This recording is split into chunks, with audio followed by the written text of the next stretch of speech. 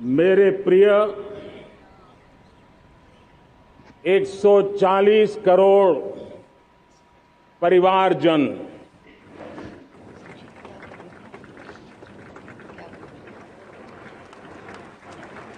दुनिया का सबसे बड़ा लोकतंत्र और अब बहुत लोगों का अभिप्राय है कि जनसंख्या की दृष्टि से भी हम विश्व में नंबर 1 पर है। इतना बड़ा विशाल देश, 140 करोड़ देश के मेरे भाई बहन, मेरे परिवारजन आज आजादी का पर्व मना रहे हैं। मैं देश के कोटि कोटि जनों को, देश और दुनिया में भारत को प्यार करने वाले, भारत का सम्मान करने वाले, भारत का गौरव करने वाले कोटि कोटि जनों को आजादी के इस महान पवित्र पर्व की अनेक अनेक शुभकामनाएं देता हूं। मेरे प्यारे परिवारजन, पूज्य बापू के नेतृत्व में असहयोग का आंदोलन, सत्याग्रह की मूवमेंट और भगत सिंह, सुखदेव, राजगुरु जैसे अनगिनत वीरों का बलिदान, उस पीढ़ी में शायद ही कोई व्यक्ति होगा जिसने देश की आजादी में अपना योगदान न दिया हो। मैं आज देश की आजादी के जंग में जिन जिन ने योगदान दिया है, बलिदान दिए हैं, त्याग किया है, तपस्या की है, उन सबको आदरपूर्वक नमन करता हूं, उनका अभिनंदन करता हूं। आज 15 अगस्त महान क्रांतिकारी और अध्यात्म जीवन के ऋषितुल्य प्रणेता श्री अरबिंदो की 150वीं जयंती पूर्ण हो रही है। ये वर्ष स्वामी दयानंद सरस्वती के 150वीं जयंती का वर्ष है। ये वर्ष रानी दुर्गावती के 500वीं जन्मशती का बहुत ही पवित्र अवसर है, जो पूरा देश बड़े धामधूम से मनाने वाला है। ये वर्ष मीराबाई, भक्ति योग की सिरमौर मीराबाई के 525 वर्ष का भी ये पावन पर्व है। ये बार जो 26 जनवरी हम मनाएंगे वो हमारे गणतंत्र दिवस की 75वीं वर्षगांठ होगी। अनेक प्रकार से अनेक अवसर, अनेक संभावनाएं राष्ट्र निर्माण में जुटे रहने के लिए पल पल नई प्रेरणा, पल पल नई चेतना, पल पल सपने, पल पल संकल्प, शायद इससे बड़ा कोई अवसर नहीं हो सकता। मेरे प्यारे परिवारजन, इस बार प्राकृतिक आपदा ने देश के अनेक हिस्सों में अकल्पनीय संकट पैदा किए। जिन परिवारों ने इस संकट में सहन किया है, मैं उन सभी परिवारजनों के प्रति अपनी संवेदना प्रकट करता हूं और राज्य और केंद्र सरकार मिलकर के उन सभी संकटों से जल्दी से मुक्त होकर के फिर तेज गति से आगे बढ़ेंगे, ये मैं विश्वास दिलाता हूं। मेरे प्यारे परिवारजनों, पिछले कुछ सप्ताह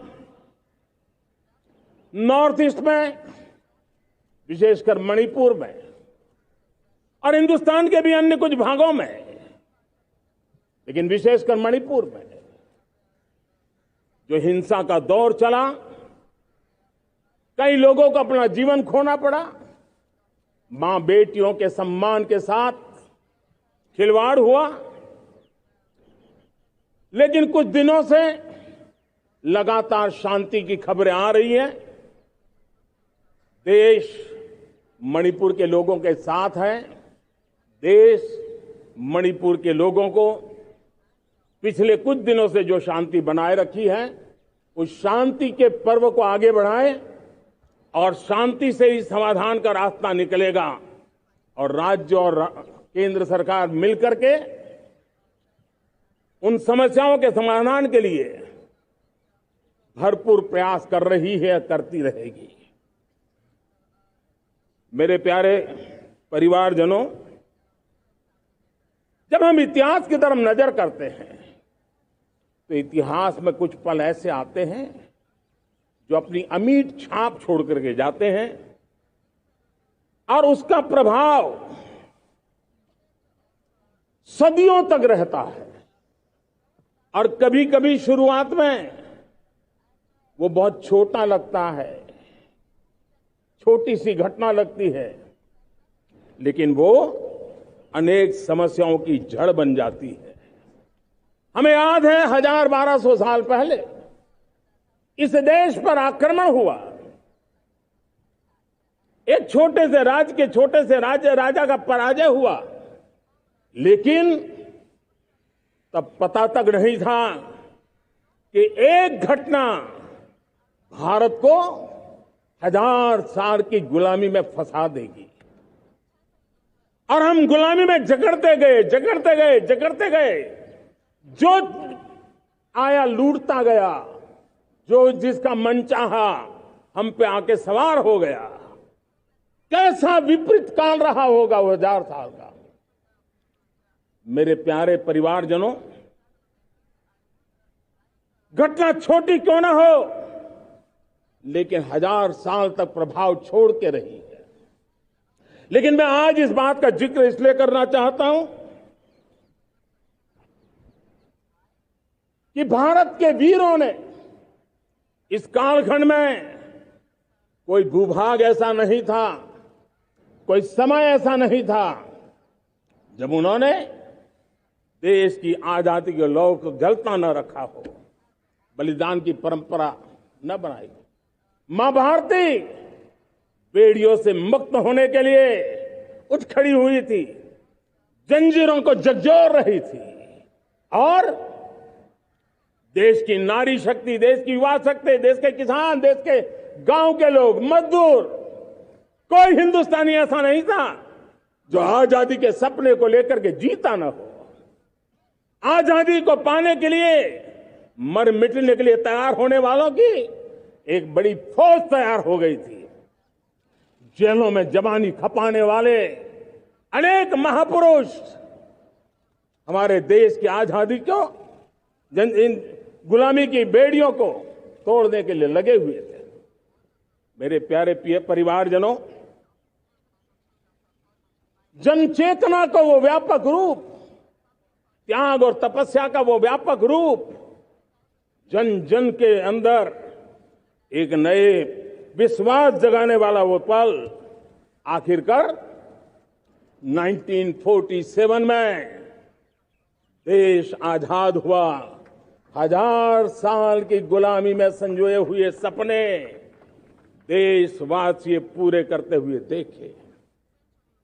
साथियों, मैं 1000 साल पहले की बात इसलिए कह रहा हूं, मैं देख रहा हूं फिर एक बार देश के सामने एक मौका आया है। इस ऐसे कालखंड में हम जी रहे हैं, ऐसे कालखंड में हमने प्रवेश किया है और यह हमारा सौभाग्य है कि भारत के ऐसे अमृत काल में, यह अमृत काल का पहला वर्ष है, या तो हम जवानी में जी रहे हैं या हम मां भारती की गोद में जन्म ले चुके हैं। और ये कालखंड, मेरे शब्द लिख करके रखिए मेरे प्यारे परिवारजनों, इस कालखंड में जो हम करेंगे, जो कदम उठाएंगे, जितना त्याग करेंगे, तपस्या करेंगे, सर्वजन हिताय सर्वजन सुखाय, एक के बाद एक फैसले लेंगे, आने वाले 1000 साल का देश का स्वर्णिम इतिहास उससे अंकुरित होने वाला है। इस कालखंड में होने वाली घटनाएं आगामी 1000 साल के लिए इसका प्रभाव पैदा करने वाली है। गुलामी की मानसिकता से बाहर निकला हुआ देश पंच प्राण को समर्पित होकर के एक नए आत्मविश्वास के साथ आज आगे बढ़ रहा है। नए संकल्पों को सिद्ध करने के लिए वो जी जान से जुड़ रहा है। मेरी भारत माता, जो कभी ऊर्जा का सामर्थ्य था लेकिन राख के ढेर में दबी पड़ी थी, वो भारत मां 140 करोड़ देशवासियों के पुरुषार्थ है। उनकी चेतना से, उनकी ऊर्जा से फिर एक बार जागृत हो चुकी है। मां भारती जागृत हो चुकी है। और मैं साफ देख रहा हूं दोस्तों, यही कालखंड है। पिछले 9-10 साल हमने अनुभव किया है, विश्व भर में भारत की चेतना के प्रति, भारत के सामर्थ्य प्रति एक नया आकर्षण, नया विश्वास, नई आशा पैदा हुई है। और ये प्रकाश पुंज जो भारत से उठा है, वो विश्व को उसमें अपने लिए ज्योति नजर आ रही है। विश्व को एक नया विश्वास पैदा हो रहा है। हमारा सौभाग्य है, कुछ ऐसी चीजें हमारे पास हैं जो हमारे पूर्वजों ने हमें विरासत में दी है और वर्तमान कालखंड ने गढ़ी है। आज हमारे पास डेमोग्राफी है, आज हमारे पास डेमोक्रेसी है, आज हमारे पास डायवर्सिटी है। डेमोग्राफी, डेमोक्रेसी और डायवर्सिटी की ये त्रिवेणी भारत के हर सपने को साकार करने का सामर्थ्य रखती। आज पूरे विश्व में वहां देशों की उम्र ढल रही है, ढलाव पर है, तब भारत यौवन की तरफ ऊर्जावान होकर के बढ़ रहा है। कितने बड़े गौरव का कालखंड है कि आज 30 साल की कम आयु की जनसंख्या दुनिया में सर्वाधिक कहीं है तो ये मेरे भारत मां की गोद में है, ये मेरे देश में है। और 30 साल से कम उम्र की नौजवान हो मेरे देश के पास हो, कोटि कोटि भुजाएं हो, कोटि कोटि मस्तिष्क हो, कोटि कोटि सपने, कोटि कोटि संकल्प हो, तो भाइयों बहनों, मेरे प्रिय परिवारजनों, हम इच्छित परिणाम प्राप्त करके रह सकते हैं। मेरे प्यारे परिवारजनों, देश का भाग्य ऐसी घटनाएं बदल देती है। यह सामर्थ्य देश के भाग्य को बदल देता है। भारत 1000 साल की गुलामी और आने वाले 1000 साल के भव्य भारत के बीच में पड़ाव पर हम खड़े हैं, एक ऐसी संधि पर खड़े हैं। और इसलिए अब हमें न रुकना है, न दुविधा में जीना है। मेरे प्यारे परिवारजनों,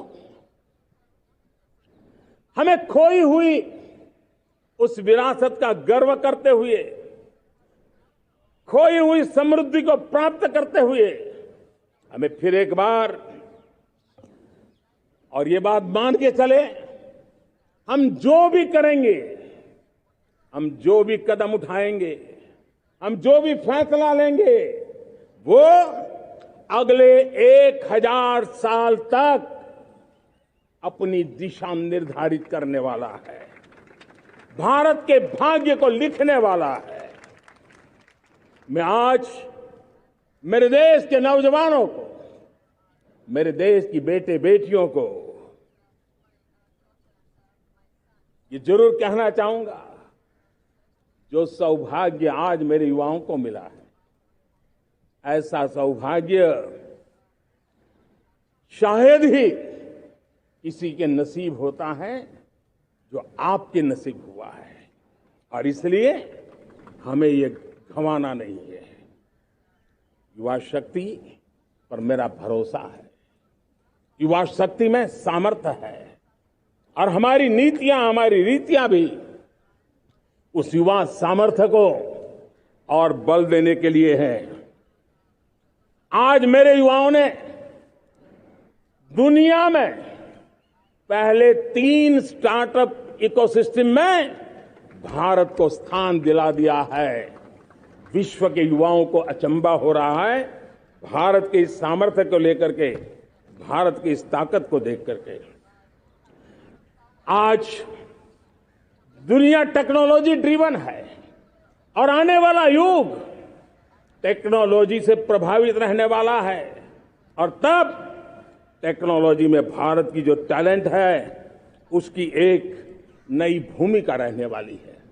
साथियों, मैं पिछले दिनों G20 समिट में बाली गया था, और बाली में दुनिया के समृद्ध देश, दुनिया के विकसित देश भी, उनके मुखिया मुझे भारत की डिजिटल इंडिया की सफलता के लिए बारीकियों से जानने के लिए इच्छुक थे।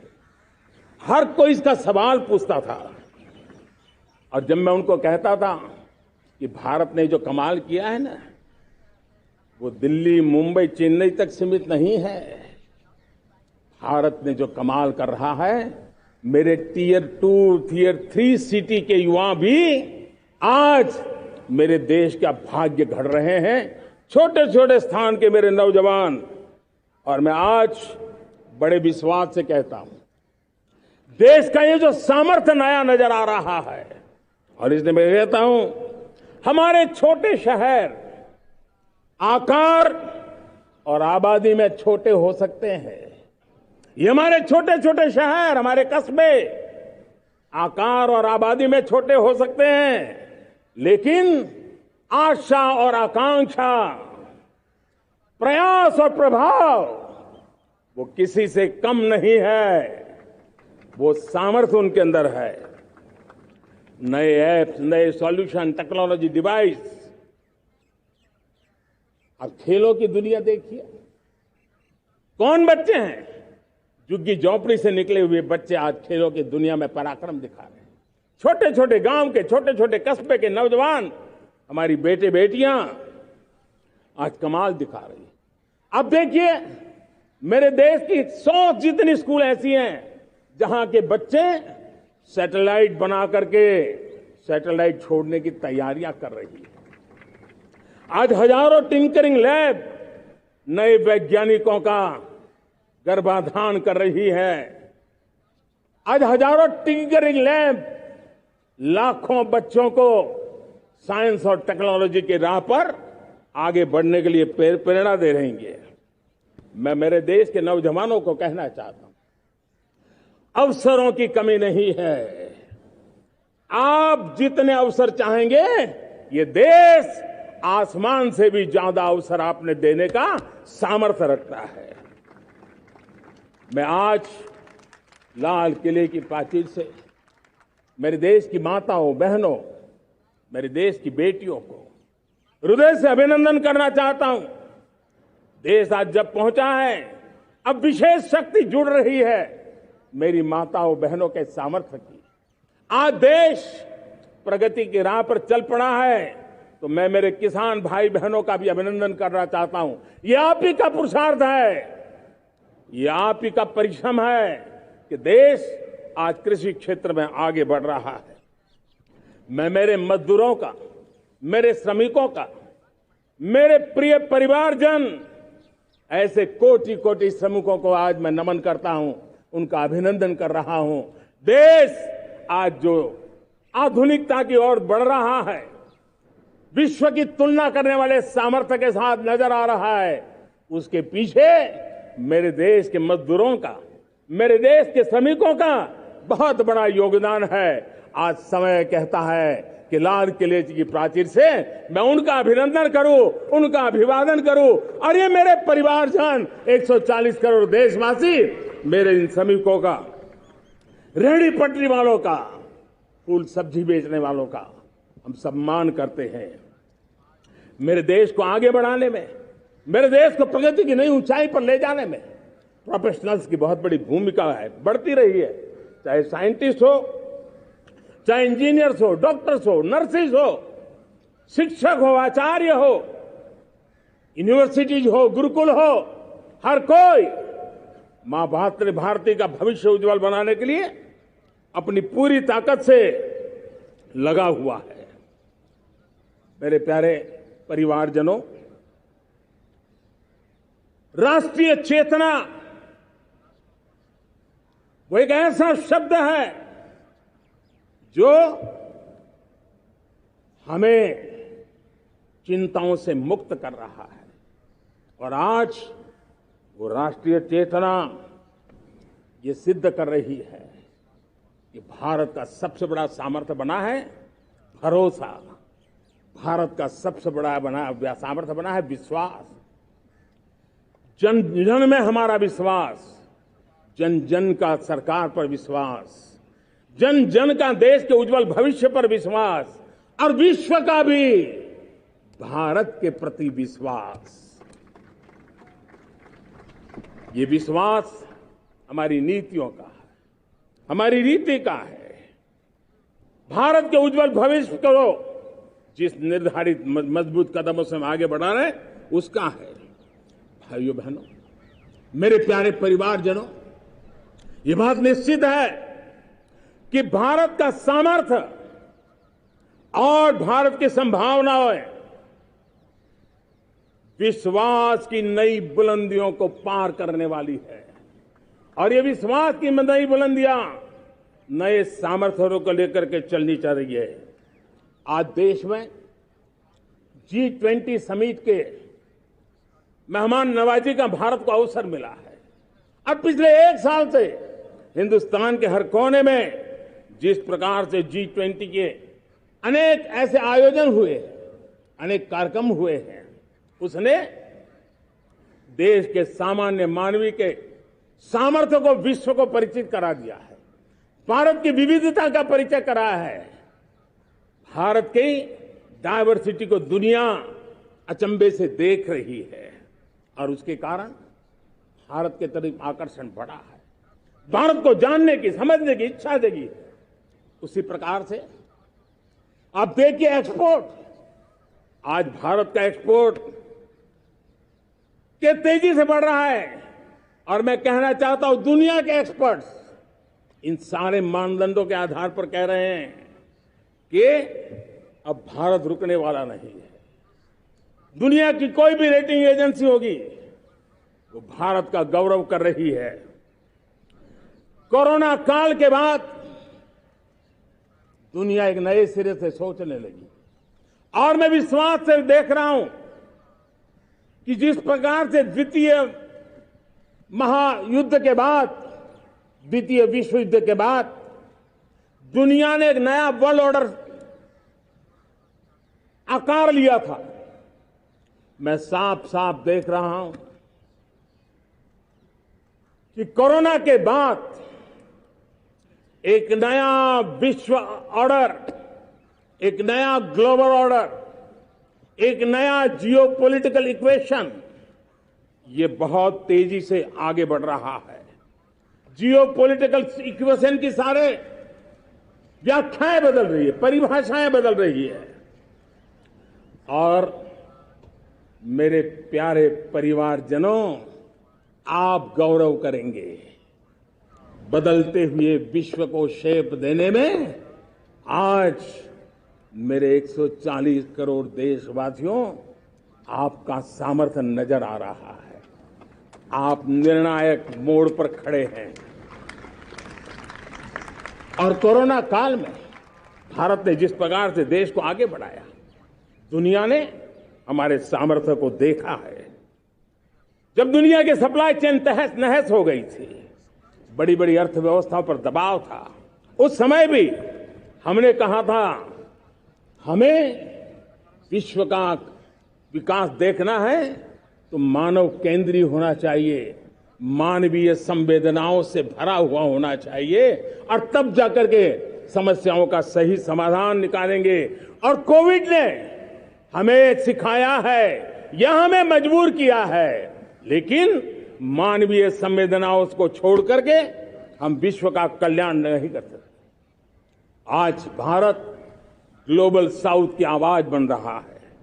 भारत की समृद्ध विरासत आज दुनिया के लिए एक अवसर बन रहा है। Global economy, global supply chain, इसमें भारत की हिस्सेदारी, मैं पक्का विश्वास से कहता हूं, आज जो भारत ने परिस्थिति पैदा हुई है, आज जो भारत ने कमाया है, वो दुनिया में स्थिरता की गारंटी लेकर के आया है। दोस्तों, अब न हमारे मन में, न 140 करोड़ मेरे परिवारजनों के मन में, और न ही दुनिया के मन में कोई इफ्स है, कोई बट्स है। विश्वास बन चुका है। मेरे प्यारे देशवासियों, अब गेंद हमारे पाले में है। हमें अवसर जाने नहीं देना चाहिए, हमें मौका छोड़ना नहीं चाहिए। भारत में मैं मेरे देशवासियों का इसलिए भी अभिनंदन करता हूं कि मेरे देशवासियों में एक नीर विवेक का सामर्थ्य है, समस्याओं की जड़ों को समझने का सामर्थ्य है। और इसीलिए 2014 में मेरे देशवासियों ने 30 साल के अनुभव के बाद तय किया कि देश को आगे ले जाना है तो स्थिर सरकार चाहिए, मजबूत सरकार चाहिए, पूर्ण बहुमत वाली सरकार चाहिए। और देशवासियों ने एक मजबूत और स्थिर सरकार बनाई। और 3 दशकों के जो अनिश्चितता का कालखंड था, जो अस्थिरता का कालखंड था, जो राजनीतिक मजबूरियों से देश जकड़ा हुआ था, उससे मुक्ति मिली। मेरे प्यारे परिवारजनों, देश के पास आज एक ऐसी सरकार है, वो सर्वजन हिताय सर्वजन सुखाय, देश के संतुलित विकास के लिए समय का पल पल और जनता की पाई पाई, जनता की भलाई के लिए लगा रही है। और मेरी सरकार, मेरे देशवासियों का मन एक बात से जुड़ा हुआ है। हमारे हर निर्णय, हमारे हर दिशा, उसका एक ही मानदंड है, नेशन फर्स्ट, राष्ट्र प्रथम। और राष्ट्र प्रथम यही दूरगामी परिणाम, सकारात्मक परिणाम पैदा करने वाला है। देश में बड़े स्तर पर काम हो रहा है। और लेकिन मैं कहना चाहूंगा, 2014 में आपने एक मजबूत सरकार बनाई, और मैं कहता हूं 2014 में और 2019 में आपने एक सरकार फॉर्म की, तो मोदी में रिफॉर्म करने की हिम्मत आई। आपने ऐसी सरकार फॉर्म की कि मोदी को रिफॉर्म की हिम्मत आई। और जब मोदी ने एक के बाद एक रिफॉर्म किए, तो मेरे ब्यूरोक्रेसी के लोग, मेरे लाखों हाथ पैर जो हिंदुस्तान के कोने कोने में सरकार के हिस्से के रूप में काम कर रहे हैं, उन्होंने ब्यूरोक्रेसी ने ट्रांसफॉर्म करने के लिए, परफॉर्म करने की जिम्मेवारी बखूबी निभाई। और उन्होंने परफॉर्म करके दिखाया, और जनता जनार्दन जुड़ गई, तो वो ट्रांसफॉर्म होता भी नजर आ रहा है। और इसलिए रिफॉर्म, परफॉर्म, ट्रांसफॉर्म, ये कालखंड अब भारत के भविष्य को गढ़ रहा है। और हमारी सोच देश की उस ताकतों को बढ़ावा देने पर है जो आने वाले 1000 साल की नींव को मजबूत करने वाले हैं। दुनिया को युवा शक्ति की जरूरत है, युवा स्किल की जरूरत है। हमने अलग स्किल मिनिस्ट्री बनाई, वो भारत की आवश्यकताओं को तो पूरी करेगी, वो दुनिया की आवश्यकताओं को पूरी करने का भी सामर्थ्य रखेगी। हमने जल शक्ति मंत्रालय बनाया। मंत्रालय की बनाने की रचना को भी अगर कोई एनालिसिस करेगा ना, तो इस सरकार के मन मस्तिष्क को बड़े अच्छे ढंग से आप समझ पाएंगे। हमने जल शक्ति मंत्रालय बनाया। ये जल शक्ति मंत्रालय हमारे देश के एक एक देशवासियों को पीने का शुद्ध पानी पहुंचे, पर्यावरण की रक्षा के लिए पानी के प्रति संवेदनशील व्यवस्थाएं विकसित हो, उस पर हम बल रहे हैं। हमारे देश में कोरोना के बाद दुनिया देख रही है होलिस्टिक हेल्थ केयर, ये समय की मांग है। हमने अलग आयुष मंत्रालय बनाया और योग और आयुष आज दुनिया में अपना परचम लहरा रहे हैं। हमने दुनिया को हमारे कमिटमेंट के कारण विश्व का हमारे प्रति ध्यान गया है। अगर हम ही हमारे इस सामर्थ्य को नकार देंगे तो फिर दुनिया कैसे स्वीकार करेगी। लेकिन जब मंत्रालय बना तो दुनिया को भी उसका मूल्य समझ में आया। मत्स्य पालन, हमारा इतना बड़ा समुद्री तट, हमारे कोटि कोटि मछुआरे भाई बहन, उनका कल्याण भी हमारे दिलों में है। और इसलिए हमने अलग से मत्स्य पालन को लेकर के, पशुपालन को लेकर के, डेयरी को लेकर के अलग मंत्रालय की रचना की, ताकि समाज के जिस वर्ग के लोग पीछे रह गए उनको हम साथ लें। देश में सरकारी अर्थव्यवस्था के हिस्से होते हैं, लेकिन समाज की अर्थव्यवस्था का एक बड़ा हिस्सा है कोऑपरेटिव मूवमेंट। उसको बल देने के लिए, उसको आधुनिकता लाने के लिए और देश के कोने कोने में लोकतंत्र की एक सबसे बड़ी इकाई को मजबूत करने के लिए हमने अलग कोऑपरेटिव मंत्रालय बनाया।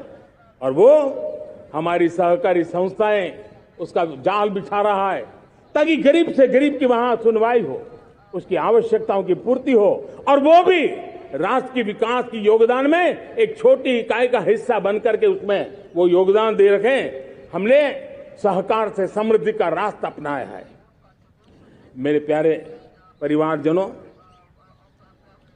जब हम लोग 14 में आए थे तो हम वैश्विक अर्थव्यवस्था में 10वें नंबर पर थे, और आज 140 करोड़ देशवासियों का पुरुषार्थ रंग लाया है कि हम विश्व की अर्थव्यवस्था में 5वें नंबर पर पहुंच चुके हैं। और ये ऐसे ही नहीं हुआ है। जो एक भ्रष्टाचार का राक्षस देश को दबोचे हुए थे, लाखों करोड़ के घोटाले अर्थव्यवस्था को डामाडोल कर रहे थे, गवर्नेंस फ्रेजाइल फाइल में देश की पहचान होने लगी थी, लीकेजेस को हमने बंद किया, मजबूत अर्थव्यवस्था बनाई, हमने गरीब कल्याण के लिए ज्यादा से ज्यादा धन खर्चने का प्रयास किया। और आज मैं देशवासियों को बताना चाहता हूं कि जब देश आर्थिक रूप से समृद्ध होता है तो सिर्फ तिजोरी नहीं बढ़ती है, देश का सामर्थ्य बढ़ता है, देशवासियों का सामर्थ्य बढ़ता है। और तिजोरी का पाई पाई अगर ईमानदारी से जनता जनार्दन के लिए खर्च करने का संकल्प लेने वाली सरकार हो तो परिणाम के साथ है। मैं 10 साल का हिसाब तिरंगे की साक्षी में लाल किले की प्राचीर से मेरे देशवासियों को दे रहा हूं। आंकड़े देख करके आपको लगेगा इतना बड़ा बदलाव, इतना बड़ा सामर्थ्य। 10 साल पहले राज्यों को 30 लाख करोड़ रुपए भारत सरकार की तरफ से जाते थे। पिछले 9 साल में यह आंकड़ा 100 लाख करोड़ पर पहुंचा है। पहले स्थानीय निकाय के विकास के लिए भारत सरकार के खजाने से 70,000 करोड़ रुपया जाता था, आज वो 3 लाख करोड़ से भी ज्यादा जा रहा है। पहले गरीबों के घर बनाने के लिए 90,000 करोड़ रुपया खर्च होता था, आज वो 4 गुना होकर के 4 लाख करोड़ से भी ज्यादा खर्च गरीबों के घर बनाने के लिए हो रहा है। पहले गरीबों को यूरिया सस्ता मिले, जो यूरिया की बैग दुनिया के कुछ बाजारों में 3,000 में बिकती है, वो यूरिया की बैग मेरे किसानों को 300 में मिले। और इसलिए देश की सरकार 10 लाख करोड़ रुपया मेरे किसानों की यूरिया में सब्सिडी दे रहा है। मुद्रा योजना 20 लाख करोड़ रुपए, उससे भी ज्यादा मेरे देश के नौजवानों को स्वरोजगार के लिए, अपने व्यवसाय के लिए, अपने कारोबार के लिए दिए हैं। 8 करोड़ लोगों ने नया कारोबार शुरू किया है, और 8 करोड़ लोगों ने कारोबार शुरू किया है ऐसा नहीं, हर कारोबारी ने एक या दो लोगों को रोजगार दिया है। 8 से 10 करोड़ नए लोगों को रोजगार देने का सामर्थ्य ये मुद्रा योजना से लाभ लेने वाले 8 करोड़ नागरिकों को करा है। एमएसएमईज को करीब 3.5 लाख करोड़ रुपए की मदद से कोरोना के संकट में भी उनको डूबने नहीं दिया, मरने नहीं दिया, उनको एक ताकत दी है। 1 रैंक 1 पेंशन मेरे देश के सेना के जवानों का एक सम्मान का विषय था। 70,000 करोड़ रुपया भारत की तिजोरी से आज पहुंचा है, मेरे निवृत्त सेना के नायकों के जेब में, उनके परिवार में पहुंचा है। सभी कैटेगरी में, मैंने तो कुछ ही गिनाए, मैं ज्यादा समय लेना नहीं चाहता। हर कैटेगरी में पहले की तुलना में अनेक गुना धन देश के विकास के लिए, कोने कोने में रोजगार पैदा करने के लिए, पाई पाई का उपयोग भारत का भाग्य बदलने के लिए हो, और इसलिए हमने काम किया है। और मेरे प्यारे प्रियजनों, इतना ही नहीं, हमने इन सारे प्रयासों का परिणाम है कि आज 5 साल के मेरे एक कार्यकाल में, 5 साल के कार्यकाल में, 5 साल में 13.5 करोड़ मेरे गरीब भाई बहन गरीबी की जंजीरों को तोड़ करके न्यू मिडिल क्लास के रूप में बाहर आए हैं। जीवन का इससे बड़ा कोई संतोष नहीं होता। मेरे प्यारे प्रिय परिवारजनों, और जब 13.5 करोड़ लोग गरीबी की इस मुसीबतों से बाहर निकलते हैं, तो कैसी कैसी योजनाएं उनको मदद दी है। उनको आवास योजना का लाभ मिलना, पीएम स्वनिधि से 50,000 करोड़ रुपया रेहड़ी पटरी वालों तक पहुंचाया है। आने वाले दिनों में, आने वाली विश्वकर्मा जयंती पर एक कार्यक्रम हम लागू करेंगे। इस विश्वकर्मा जयंती पर हम करीब 13-15 हजार करोड़ रुपया से, जो परंपरागत कौशल्य से रहने वाले लोग, जो औजार से और अपने हाथ से काम करने वाला वर्ग है, ज्यादातर ओबीसी समुदाय से, हमारे सुथार हो, हमारे सोनार हो, हमारे राजमिस्त्री हो, हमारे कपड़े धोने वाले काम करने वाले लोग हो, हमारे बाल काटने वाले भाई बहन परिवार हो, ऐसे लोगों को एक नई ताकत देने के लिए हम आने वाले महीने में विश्वकर्मा जयंती पर विश्वकर्मा योजना लॉन्च करेंगे और करीब 13-15 हजार करोड़ से उसका प्रारंभ करेंगे।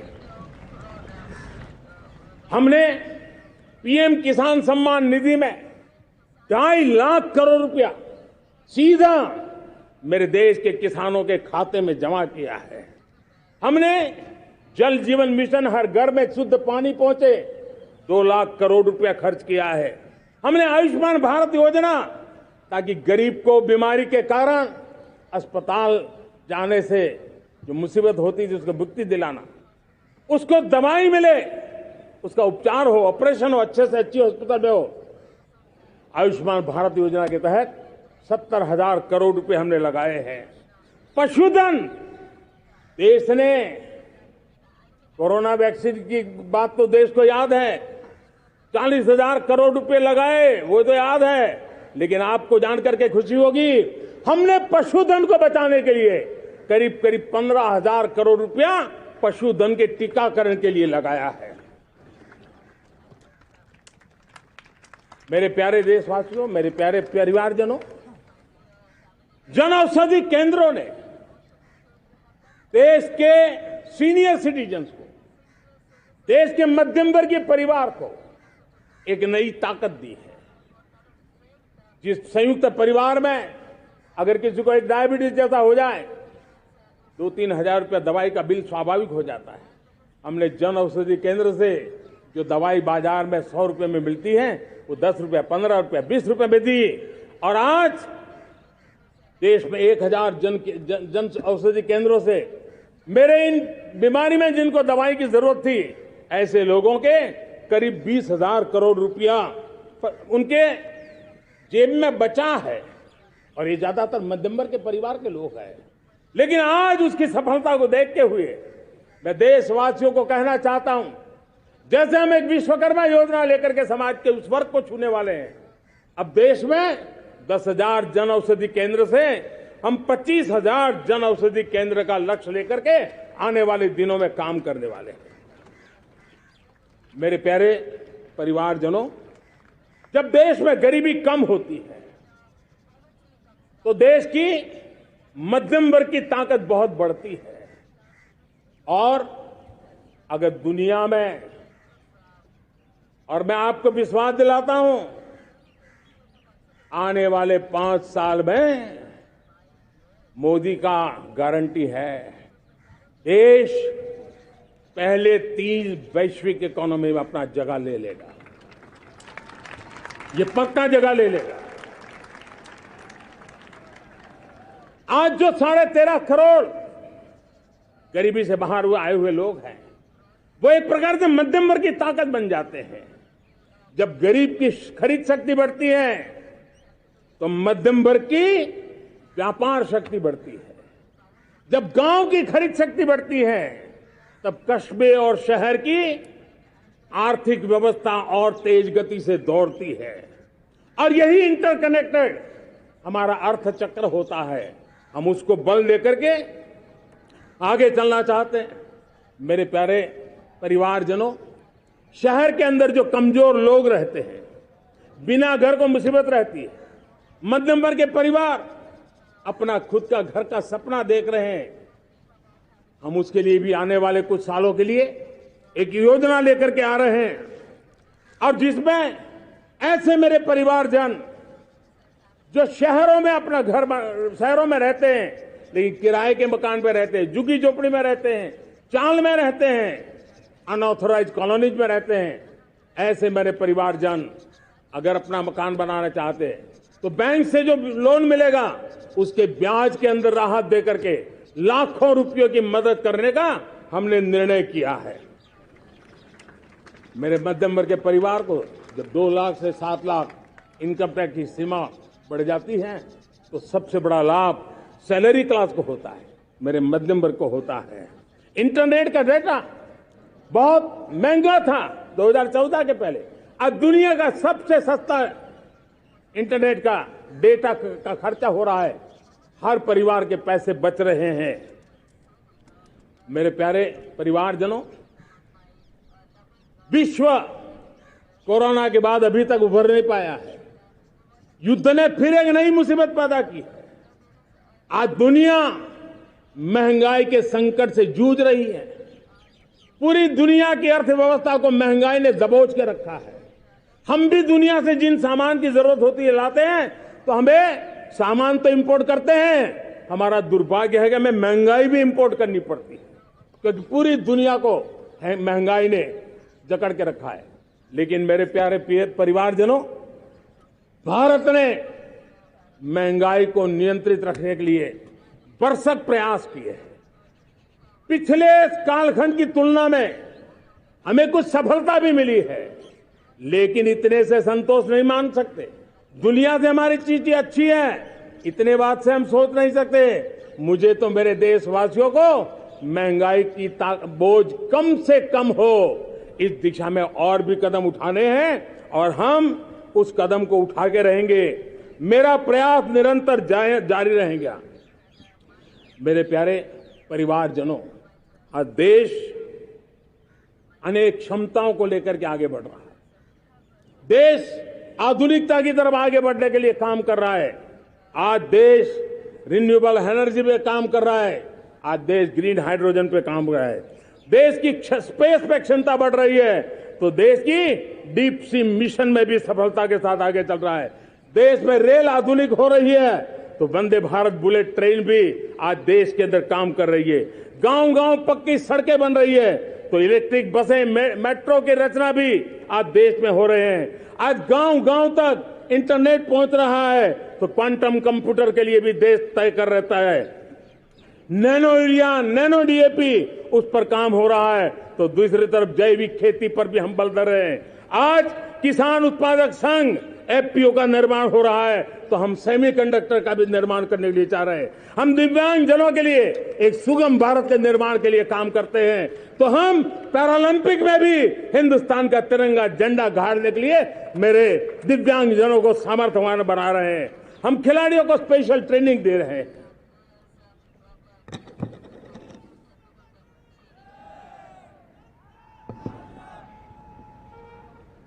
आज भारत पुरानी सोच, पुराने ढर्रे को छोड़ करके लक्ष्यों को तय करके लक्ष्यों को प्राप्त करने की जरूरत से चल रहा है।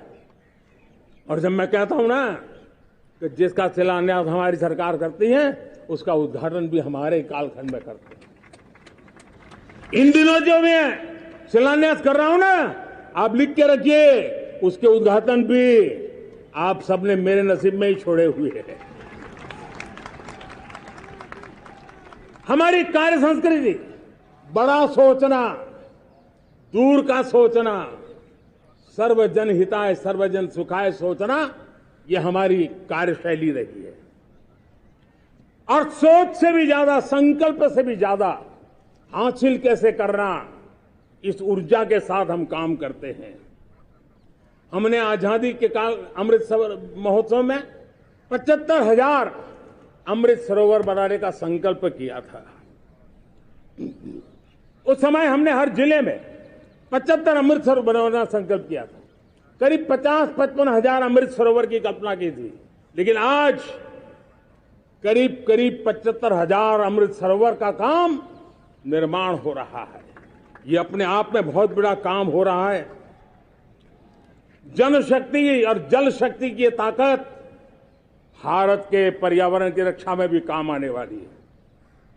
18,000 गांवों तक बिजली पहुंचाना, जनधन बैंक खाते खोलना, बेटियों के लिए शौचालय बनाना, सारे टारगेट समय के पहले पूरी शक्ति से पूरे करेगा। और जब भारत ठान लेता है तो उसे पूरा करके रहता है। ये हमारा ट्रैक रिकॉर्ड कहता है। 200 करोड़ वैक्सीनेशन का काम, दुनिया हमें जब पूछती है 200 करोड़ सुनती है, उनकी आंखें फट जाती है। इतना बड़ा काम ये मेरे देश के आंगनवाड़ी वर्कर, हमारी आशा वर्कर, हमारी हेल्थ वर्कर, उन्होंने करके दिखा। यह मेरे देश का सामर्थ्य है। 5G को रोल आउट किया, दुनिया में सबसे तेज गति से 5G रोल आउट करने वाला मेरा देश है। 700 से अधिक जिलों तक हम पहुंच चुके हैं और अब 6G की भी तैयारी कर रहे हैं। हमने टास्क फोर्स बना दिया है। रिन्यूएबल एनर्जी, हम टारगेट से पहले चले हैं। हमने रिन्यूएबल एनर्जी 2030 का जो टारगेट तय किया था, 21-22 में इसको पूरा कर दिया। हमने इथेनॉल में 20% ब्लेंडिंग की बात कही थी, वो भी हमने समय से 5 साल पहले पूरा कर दिया। हमने $500 बिलियन के एक्सपोर्ट की बात की थी, वो भी समय के पहले $500 बिलियन से ज्यादा कर दिया। हमने तय किया, जो हमारे देश में 25 साल से चर्चा हो रही थी कि देश में नई संसद बने, पार्लियामेंट का कोई सत्र ऐसा नहीं था नई संसद के। ये मोदी है, समय के पहले नई संसद बना करके रख दिया। मेरे प्यारे भाई बहनों, ये काम करने वाली सरकार है, निर्धारित लक्ष्यों को पार करने वाली सरकार है। ये नया भारत है। ये आत्मविश्वास से भरा हुआ भारत है। ये संकल्पों को चरितार्थ करने के लिए जी जान से जुटा हुआ भारत है। और इसलिए ये भारत न रुकता है, ये भारत न थकता है, ये भारत न हाँफता है और न ही ये भारत हारता है। और इसलिए मेरे प्यारे परिवारजनों, आर्थिक शक्ति बढ़ी है तो हमारी सामरिक शक्ति को भी एक नई ताकत मिली है।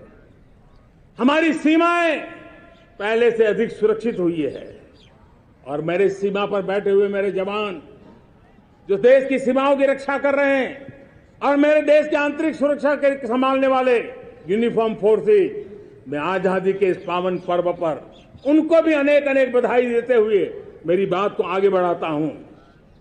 सेना का अधिकरण हो, हमारी सेना युवा बने, हमारी सेना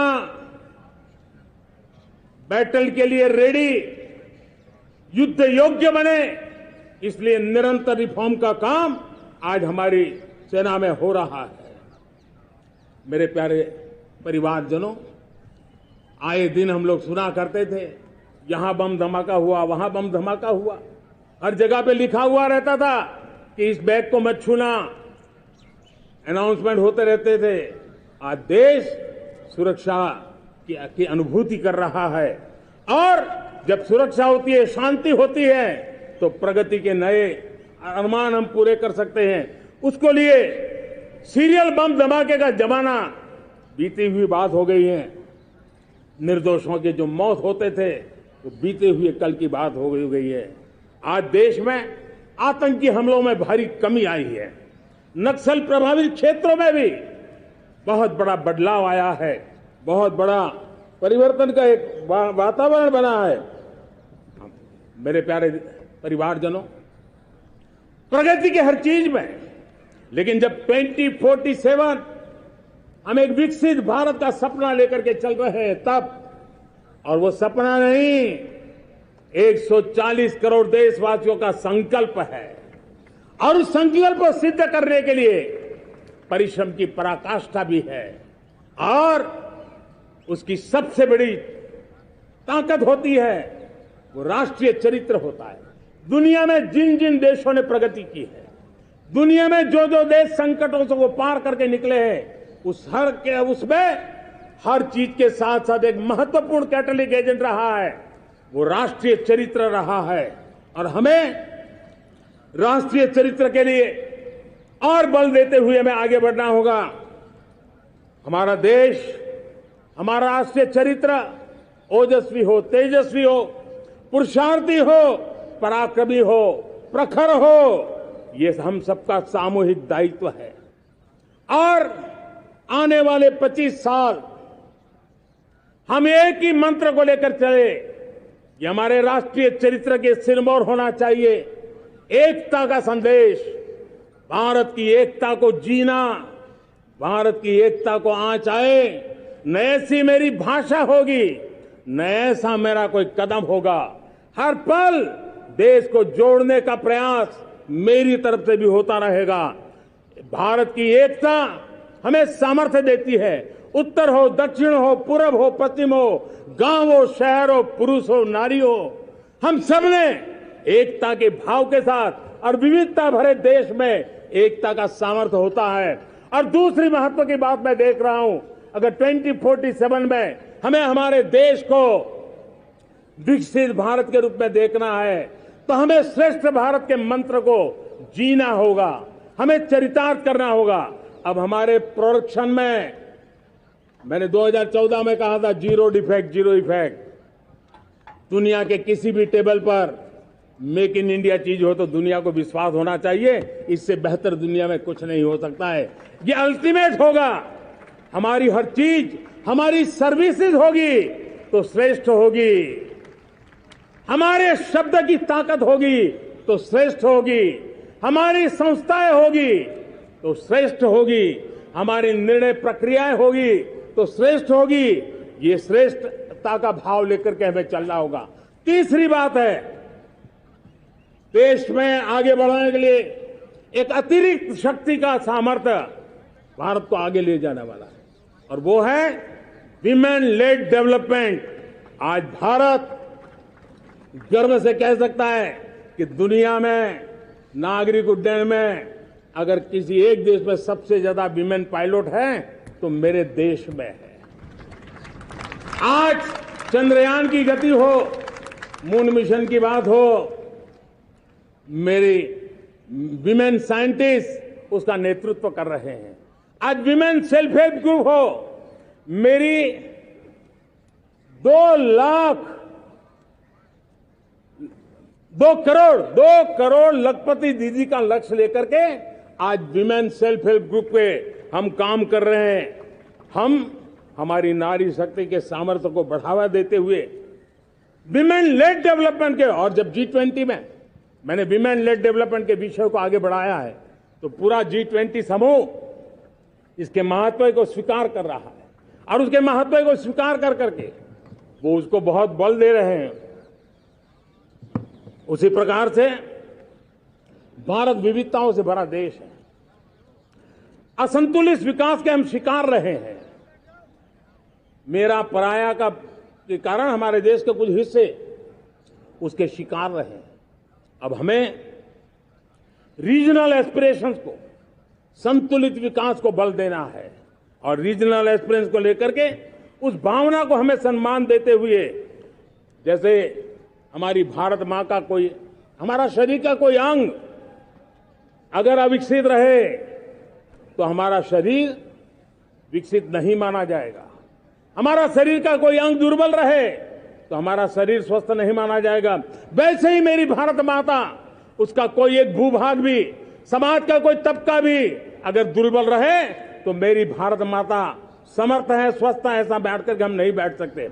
और इसलिए रीजनल एस्पिरेशंस को हमने एड्रेस करने की आवश्यकता है, और इसलिए हम समाज का सर्वांगीण विकास हो, सर्वस्पर्शी विकास हो, भूभाग के हर क्षेत्र को उसकी अपनी ताकत को खिलने का अवसर मिले, उस दिशा में आगे बढ़ना चाहते हैं।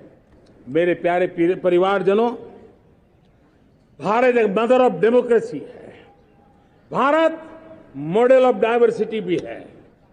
भाषाएं अनेक हैं, बोलियां अनेक हैं, परिधान अनेक हैं, विविधताएं बहुत है।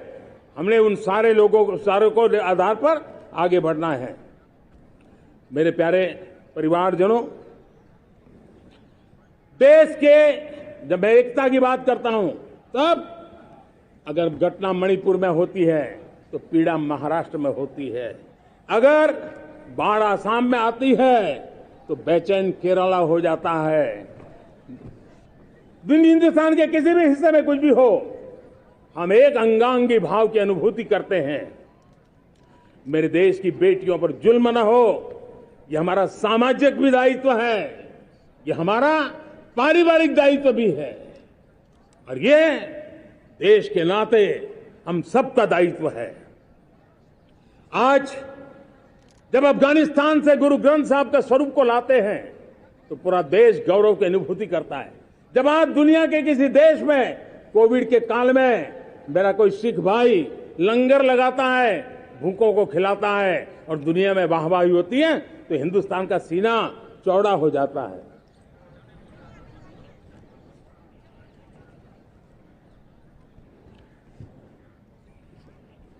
मेरे प्यारे परिवारजनों, हमारे लिए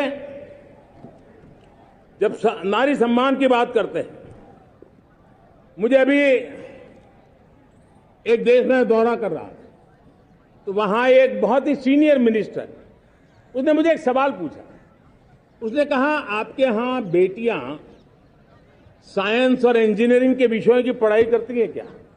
उसमें क्या था? मैंने उनको कहा, आज मेरे देश में लड़कों से ज्यादा बेटियां आज स्टेम यानी साइंस, टेक्नोलॉजी, इंजीनियरिंग और मैथ्स, अधिकतम भाग मेरी बेटियां ले रही है। तो उनके लिए अचरज था। ये सामर्थ्य आज हमारे देश का देख रहा है। मेरे प्यारे परिवारजनों, आज 10 करोड़ महिलाएं विमेन सेल्फ हेल्प में जुड़ी हुई है। और वीमेन सेल्फ हेल्प ग्रुप के साथ आप गांव में जाएंगे तो आपको बैंक वाली दीदी मिलेगी, आपको आंगनवाड़ी वाली दीदी मिलेगी, आपको दवाई देने वाली दीदी मिलेगी। और अब मेरा सपना है 2 करोड़ लखपति दीदी बनाने का, गांव में 2 करोड़ लखपति दीदी। और इसके लिए एक नया अभिगम भेजा, साइंस और टेक्नोलॉजी। हमारे गांव की महिलाओं का भी सामर्थ्य देखता हूं मैं, और इसलिए हम एक नई योजना सोच रहे हैं कि हमारे एग्रीकल्चर सेक्टर में टेक्नोलॉजी आए, एग्रीटेक को बल मिले। इसलिए विमेन सेल्फ हेल्प ग्रुप की बहनों को हम ट्रेनिंग देंगे, ड्रोन चलाने की, ड्रोन रिपेयरिंग की हम ट्रेनिंग देंगे, और हजारों ऐसे विमेन सेल्फ हेल्प ग्रुप को भारत सरकार ड्रोन देगी, ट्रेनिंग देगी, और हमारे एग्रीकल्चर के काम में ड्रोन की सेवाएं उपलब्ध हो। इसके लिए हम शुरुआत करेंगे। प्रारंभ हम 15,000 विमेन सेल्फ हेल्प ग्रुप के द्वारा ये ड्रोन की उड़ान का हम आरंभ कर रहे हैं। मुझे विश्वास है कि इसके कारण हमारे परिवारजनों का, मेरे प्यारे परिवारजनों, आज देश आधुनिकता की तरफ बढ़ रहा है। हाईवे हो, रेलवे हो, एयरवे हो, हाईवेज हो, इंफॉर्मेशन वेज, वाटरवेज हो, कोई क्षेत्र ऐसा नहीं है जिस क्षेत्र को आगे बढ़ाने की दिशा में आज देश काम न करता हो।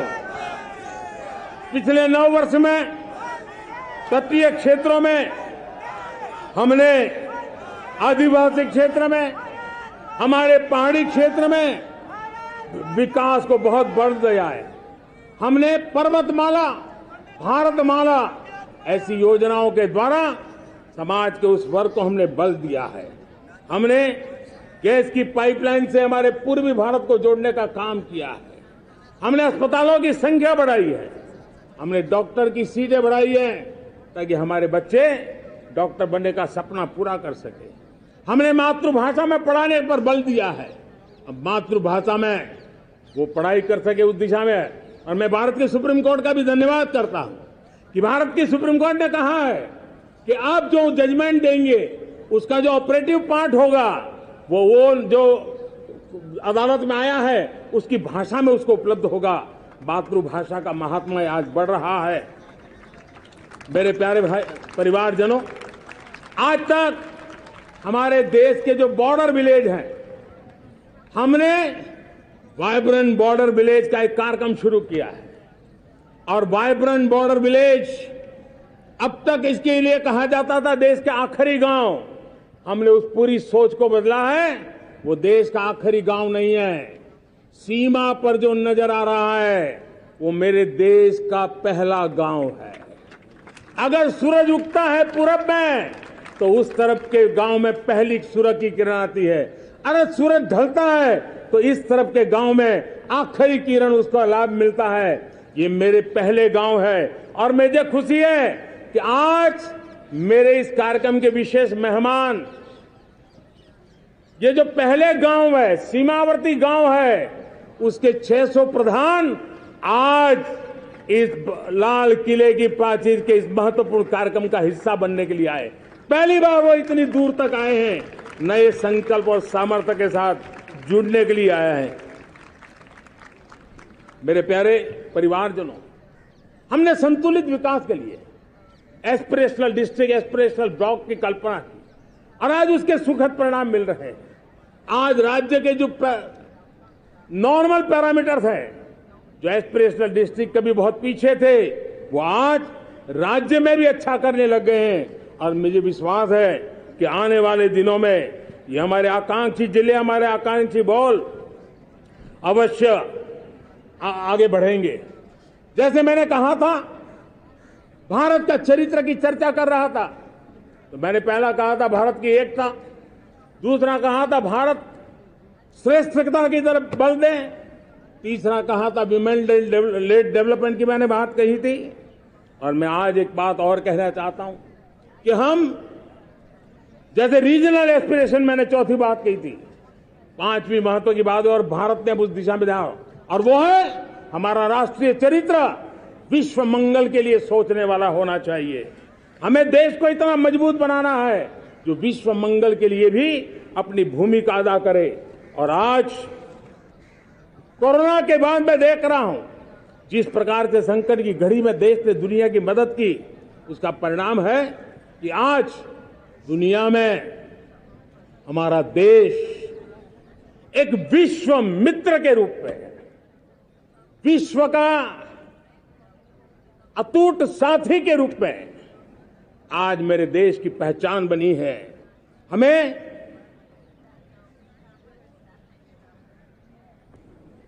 जब विश्व मंगल की बात करते हैं तब भारत का मूलभूत विचार है, उस विचार को हम आगे बढ़ाने लोग हैं। और मुझे खुशी है कि आज अमेरिकी संसद के भी कई चुने हुए गणमान्य प्रतिनिधि भी आज हमारे 15 अगस्त के इस अवसर में हमारे बीच में मौजूद है। भारत की सोच कैसी है, हम विश्व मंगल की बात को कैसे आगे बढ़ाते हैं। अब देखिए, हम जब सोचते हैं तो क्या कहते हैं, हमने दुनिया के सामने ये दर्शन रखा है और दुनिया उस दर्शन को लेकर के हमारे साथ जुड़ रही है। हमने कहा one sun, one world, one grid. Renewable energy के क्षेत्र में एक बहुत बड़ा हमारा स्टेटमेंट है, आज दुनिया उसको स्वीकार कर रही है। कोविड के बाद हमें दुनिया को कहा हमारा अप्रोच होना चाहिए वन अर्थ, वन हेल्थ।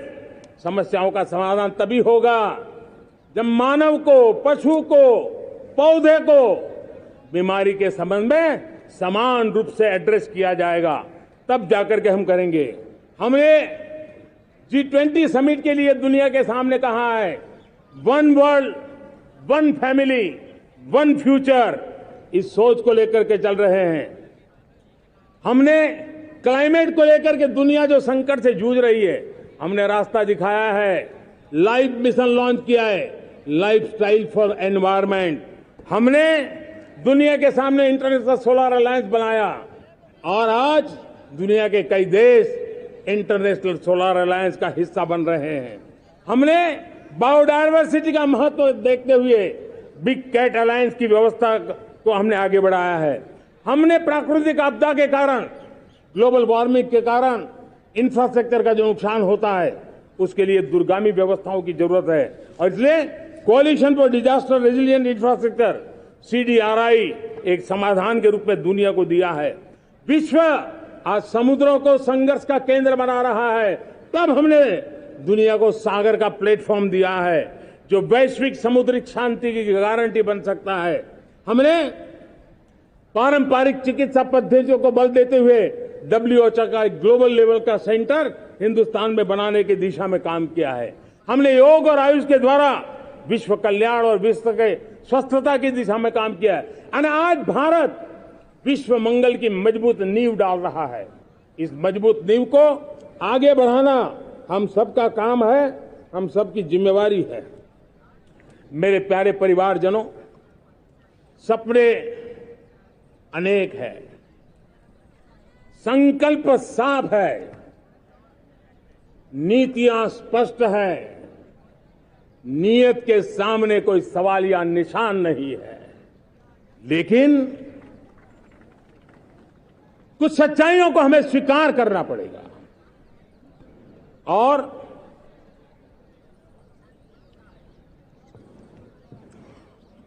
उसके समाधान के लिए मेरे प्रिय परिवारजनों, मैं आज लाल किले से आपकी मदद मांगने आया हूं। मैं लाल किले से आपके आशीर्वाद मांगने आया हूं, क्योंकि पिछले सालों मैंने देश को जो समझा है, देश की आवश्यकताओं को जो मैंने परखा है और अनुभव के आधार पर मैं कह रहा हूं कि आज गंभीरतापूर्वक उन चीजों को हमें लेना होगा। आजादी के अमृतकाल में 2047 में जब देश आजादी के 100 साल मनाएगा, उस समय दुनिया में भारत का तिरंगा झंडा विकसित भारत का तिरंगा झंडा होना चाहिए।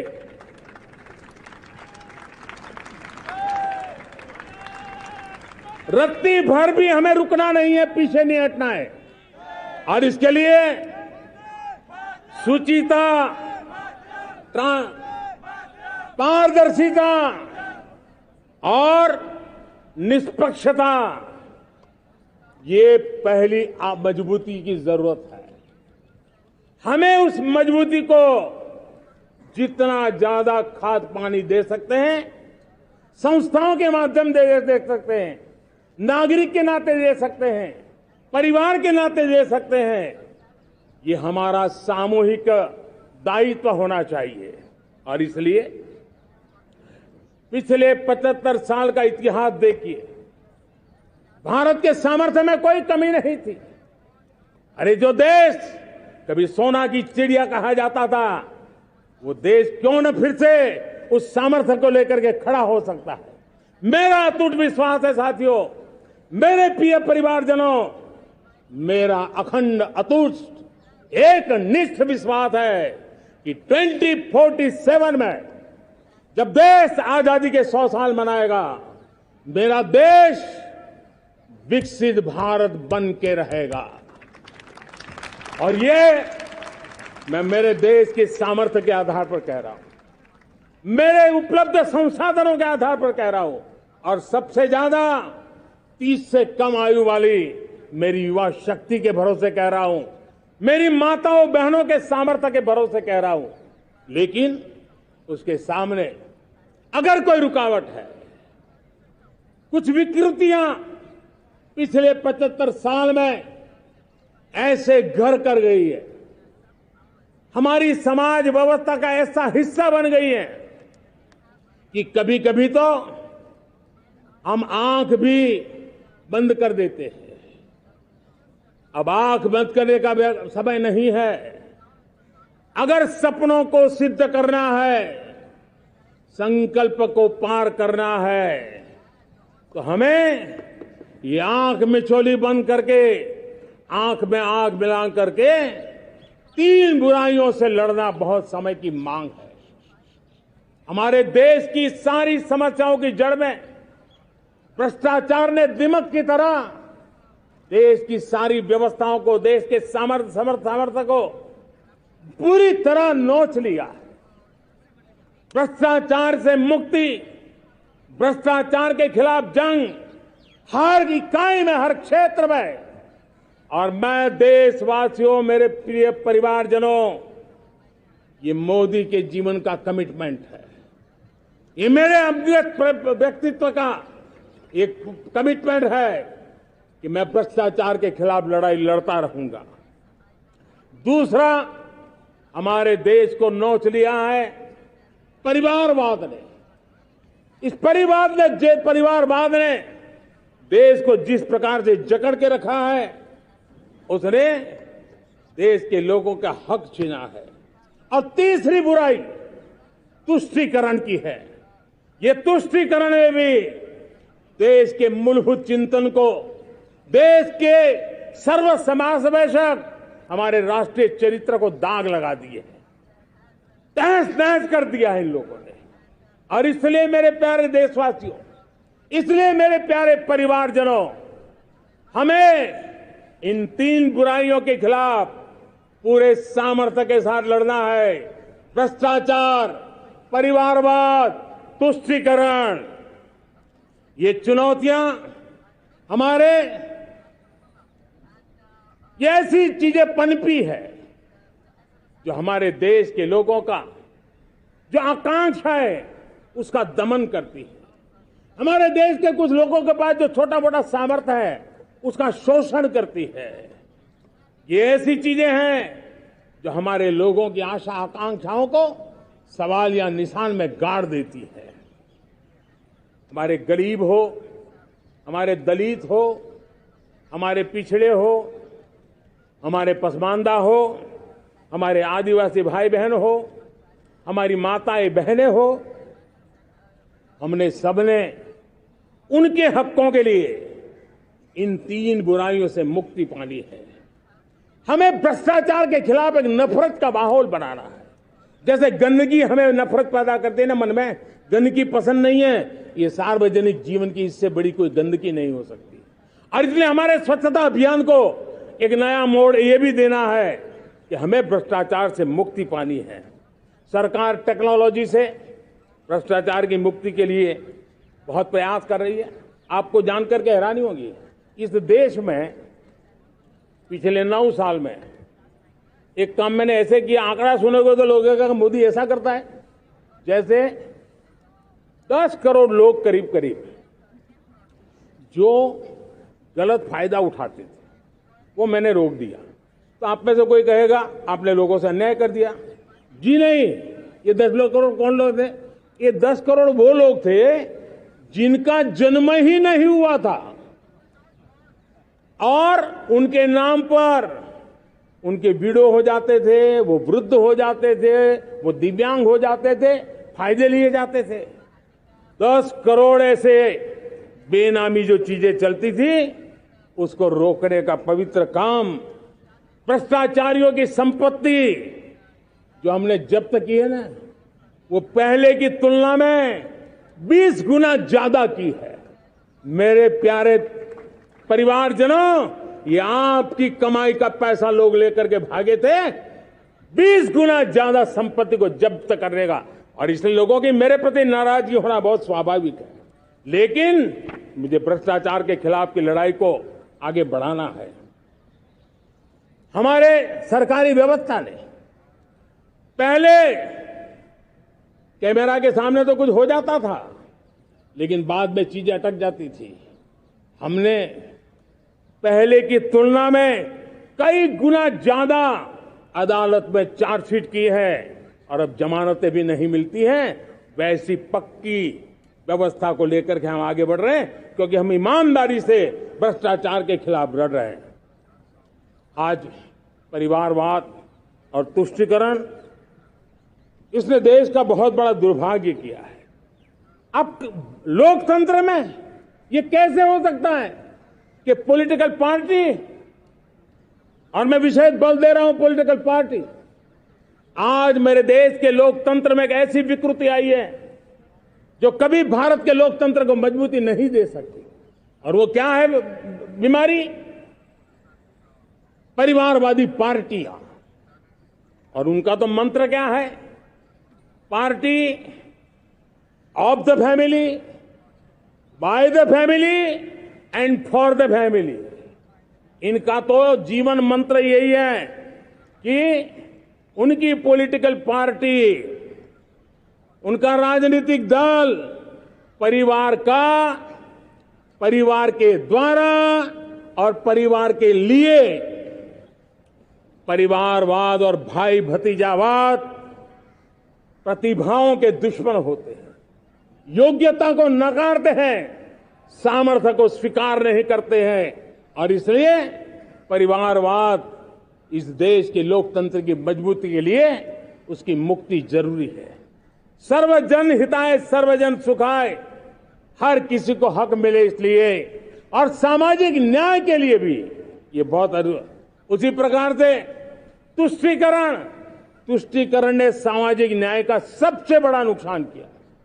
अगर सामाजिक न्याय को तबाह किसने किया है तो ये तुष्टीकरण की सोच, तुष्टीकरण की राजनीति, तुष्टीकरण का सरकारी योजनाओं का तरीका, इसने सामाजिक न्याय को मौत के घाट उतार दिया है।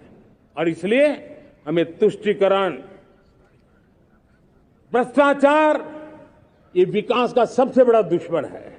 अगर देश विकास चाहता है, देश 2047 विकसित भारत का सपना का साकार करना चाहता है, तो हमारे लिए आवश्यक है कि हम किसी भी हालत में देश में भ्रष्टाचार को सहन नहीं करेंगे। इस मूड को लेकर के चलना चाहिए। मेरे प्यारे परिवारजनों, हम सबका एक बहुत बड़ा महत्वपूर्ण दायित्व है।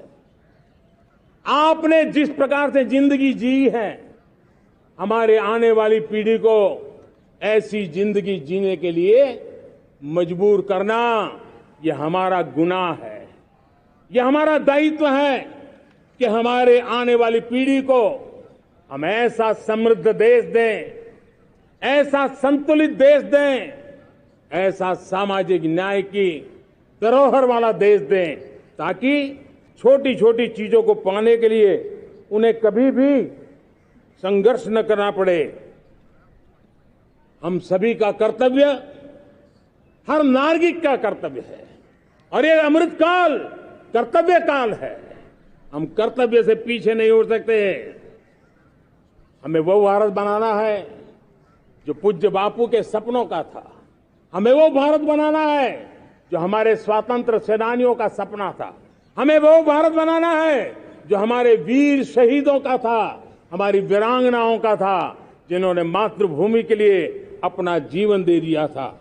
मेरे प्यारे परिवारजनों, मैं जब 2014 में आपके पास आया था, तब 2014 में मैं परिवर्तन का वादा लेकर के आया था। 2014 में मैंने आपको वादा किया था, मैं परिवर्तन लाऊंगा, और 140 करोड़ मेरे परिवारजन, आपने मुझ पे भरोसा किया और मैंने विश्वास पूरा करने की कोशिश की। रिफॉर्म, परफॉर्म, ट्रांसफॉर्म, वो 5 साल जो वादा था वो विश्वास में बदल गया, क्योंकि मैंने परिवर्तन का वादा किया था। रिफॉर्म, परफॉर्म, ट्रांसफॉर्म के द्वारा मैंने इस वादे को विश्वास में बदल दिया। कठोर परिश्रम किया है, देश के लिए किया है, शान से किया है, सिर्फ और सिर्फ नेशन फर्स्ट, राष्ट्र सर्वोपरि, इस भाव से किया है। 2019 में परफॉर्मेंस के आधार पर आप सबने मुझे फिर से आशीर्वाद दिया। परिवर्तन का वादा मुझे यहां ले आया, परफॉर्मेंस मुझे दोबारा ले आया, और आने वाले 5 साल अभूतपूर्व विकास के हैं। 2047 के सपने को साकार करने का सबसे बड़ा स्वर्णिम पल आने वाले 5 साल है।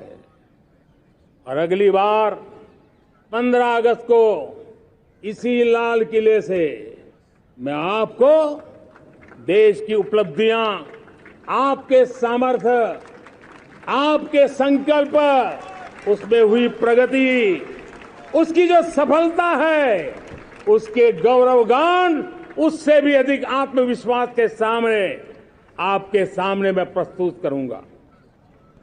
मेरे प्यारे प्रियजनों, मेरे परिवारजनों, मैं आप में से आता हूं, मैं आपके बीच से निकला हूं, मैं आपके लिए जीता हूं। अगर मुझे सपना भी आता है तो आपके लिए आता है। अगर मैं पसीना भी बहाता हूं तो आपके लिए बहाता हूं, क्योंकि इसलिए नहीं कि आपने मुझे दायित्व दिया है, मैं इसलिए कर रहा हूं कि आप मेरे परिवारजन हैं, और आपके परिवार के सदस्य के नाते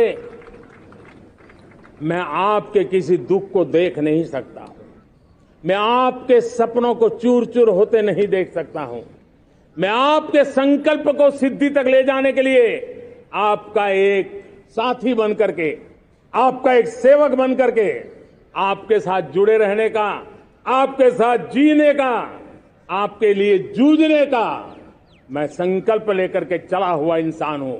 और मुझे विश्वास है, हमारे पूर्वजों ने आजादी के लिए जो जंग लड़ा था, जो सपने देखे थे, वो सपने हमारे साथ है। आजादी के जंग में जिन्होंने बलिदान दिया था, उनके आशीर्वाद हमारे साथ है और 140 करोड़ देशवासियों को एक ऐसा अवसर आया है। ये अवसर हमारे लिए एक बहुत बड़ा संबल लेकर के आया है और इसलिए मेरे प्यारे प्रियजनों, आज जब मैं अमृतकाल में आपके साथ बात कर रहा हूं, ये अमृतकाल का पहला वर्ष है। ये अमृतकाल के पहले वर्ष पर जब मैं आपसे बात कर रहा हूं तो मैं आपको पूरे विश्वास से कहना चाहता हूं, चलता चलाता काल चक्र, चलता चलाता काल चक्र, अमृत काल का भाल चक्र, चलता चलाता काल चक्र, अमृत काल का भाल चक्र, सबके सपने, सबके सपने, अपने सपने, सबके सपने, अपने सपने, पनपे सपने सारे, सबके सपने, अपने सपने, पनपे सपने सारे, धीर चले, वीर चले, धीर चले, वीर चले, चले युवा हमारे, धीर चले, वीर चले, चले युवा हमारे, नीति सही, नीति सही, रीति नहीं, नीति सही, रीति नहीं, गति सही, गति सही, राह नहीं, गति सही, राय नहीं। चुनो, चुनो चुनौती, चुनो चुनौती सीना तान, चुनो चुनौती सीना तान, जग में बढ़ाओ देश का नाम, चुनो चुनौती सीना तान, जग में बढ़ाओ देश का नाम। मेरे प्यारे परिवारजनों, हिंदुस्तान के कोने कोने में बैठे हुए मेरे परिवारजन, दुनिया के कोने कोने में जाकर के बसे हुए मेरे परिवारजन, आप सबको आजादी के पावन पर्व की फिर एक बार मैं बहुत बहुत शुभकामनाएं देता हूं। ये अमृतकाल हम सबके लिए कर्तव्य काल है। ये अमृतकाल हम सबको मां भारती के लिए कुछ कर गुजारने का काल है। आजादी का जब जंग चल रहा था 1947 के पहले जो पीढ़ी ने जन्म लिया था उन्हें देश के लिए मरने का मौका मिला था। वो देश के लिए मरने के लिए मौका नहीं छोड़ते थे, लेकिन हमारे नसीब में देश के लिए मरने का मौका नहीं है। लेकिन हमारे लिए देश के लिए जीने का ये इससे बड़ा कोई अवसर नहीं होता। हमें पल पल देश के लिए जीना है। इसी संकल्प के साथ इस अमृतकाल में 140 करोड़ देशवासियों के सपने संकल्प भी बनाने हैं। 140 करोड़ देशवासियों के संकल्प को सिद्धि में भी परिवर्तित करना है और 2047 का जब तिरंगा झंडा फहरेगा तो विश्व एक विकसित भारत का गुणगान करता होगा। इसी विश्वास के साथ, इसी संकल्प के साथ मैं आप सबको अनेक अनेक शुभकामनाएं देता हूं, बहुत बहुत बधाई देता हूं। जय हिंद, जय हिंद, जय हिंद। भारत माता की, भारत माता की, भारत माता की। वंदे, वंदे, वंदे। बहुत बहुत धन्यवाद।